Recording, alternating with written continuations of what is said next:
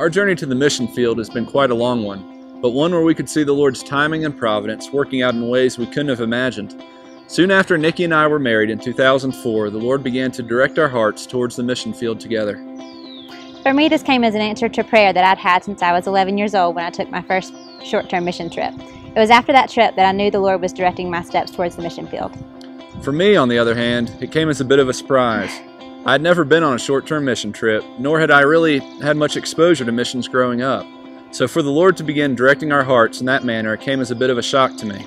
Even as the Lord began to stir together in us a desire for the mission field, we were left with the questions of where and when. Because we didn't have any answers to these questions yet, we decided to wait for the Lord to give us some direction. Soon after finishing our time at Middle Tennessee State University, we heard about a church plant that was starting in Mississippi near my hometown. At that same time, Nate was offered a job to work in the construction industry. It was a far cry from his aerospace degree, but both of those seemed to be like great opportunities. So in 2005, we decided to move to the Jackson, Mississippi area. Upon moving to Mississippi, we started with the core group of a church plant that would come to be known as Madison Heights Church. I began my own home building business and Nikki worked as a nanny. At that time, we knew that we wanted some sort of formal biblical and theological training before we went to the mission field, and the Lord was gracious to give us that opportunity. We were both able to attend Reformed Theological Seminary in Jackson, Mississippi. Nikki graduated with a Master's of Arts degree in Christian Education, and I received a Master of Divinity. During our time in seminary, we were also able to gain some valuable experience working for the church plant that we were a part of. Nate was on staff as the youth director and the pastoral intern, and I was the children's ministry director.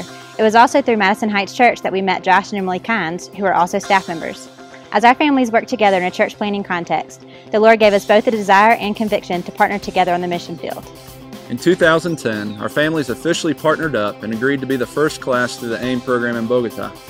We were very thankful that the Lord guided our steps because it is through our time in Bogota that we have come to know and love the Gutierrez family.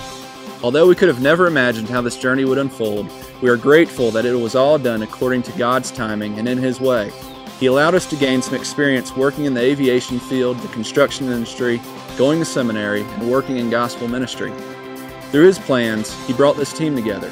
We look forward with great anticipation to see how the Lord will work in and through us for the glory of His name and the expansion of His church.